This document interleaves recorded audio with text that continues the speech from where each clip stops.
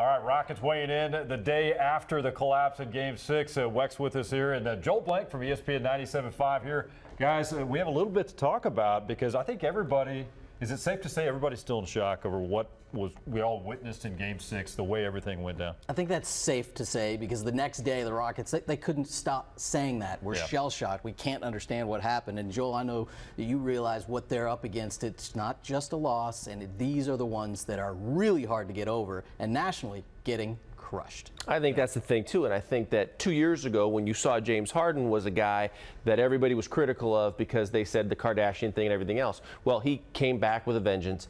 He had an MVP-like season.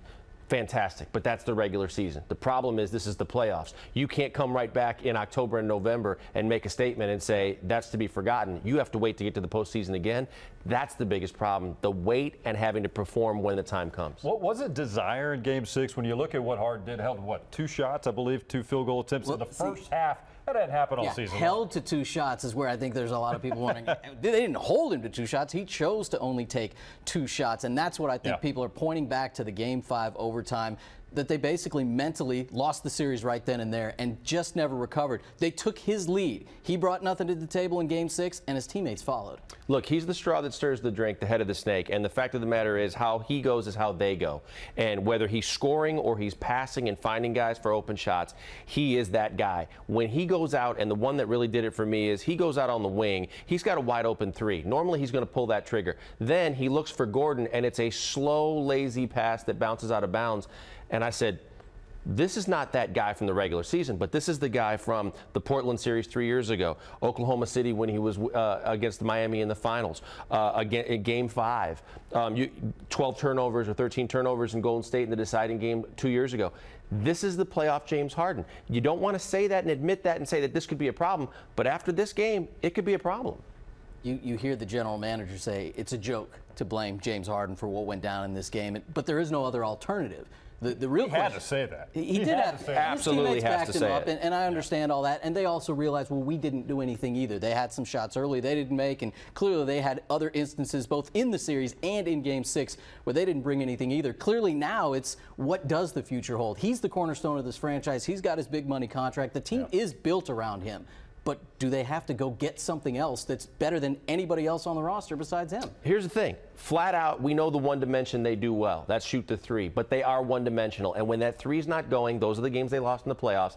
That's something that you've seen has become their code of conduct. When they make the 3s, they win. When they don't, they struggle. You've got to be more than one-dimensional. You've got to find another offensive option, whether that's low post or another guy that can get you some buckets, isolation, one-on-one, kind of help James lead this team. And then, quite simply, more than anything else, go get better on defense, okay?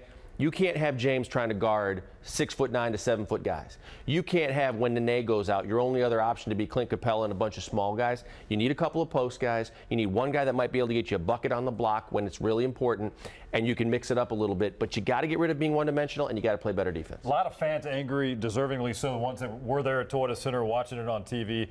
I'm just going to throw this out. We all know how good James Harden is. Is he a guy that can be the leader that the Rockets need to win a championship? Does he want it bad enough? I asked Kevin McHale that question, and no one knows him better than Kevin McHale. And Kevin McHale said to a man, absolutely yes.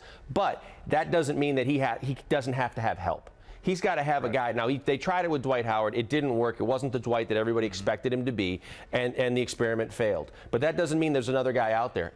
Hopefully it's a type A personality, a guy that says, look, I can defer, but I can also lead. Right. And that's the kind of guy that he needs alongside of him. If they find that guy, he can definitely take you to a championship. But when he has to shoulder that load all through the regular season with a lot of minutes and then perform in the postseason, so far the track record says it's not, he can't do it all himself. He's got to show that he wants it. And you put it right. Does he want to be that driving force to the championship? And throughout parts of almost every series he's been in with the Rockets, he's shown it.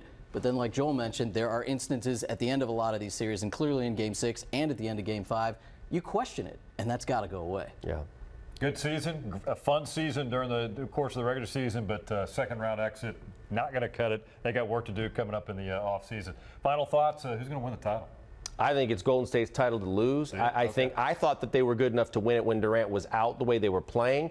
I think that they have all the tools, all the weaponry, and they can come back from any deficit and find a way to win. So LeBron could give them a challenge, but until then, I just see Golden State getting there and going right, steamrolling through. I don't think they're going to steamroll, but I do agree. I think the series at the end between the obvious two teams is going to be great, Warriors and Cavs. I definitely want to see it again. You go, why Would it not be great if both teams were undefeated going into the finals? Outstanding. That would set the table. Yep. Yeah. All right, so we'll talk more Rockets during the summer. Let this digest this a little bit. A rough exit indeed for the Rockets. Pleasure to be joined by Joel Blank, ESPN 97.5. You can hear him every day. I know you have plenty 1 to 4 p.m. Good stuff. Appreciate it. Thanks, Randy.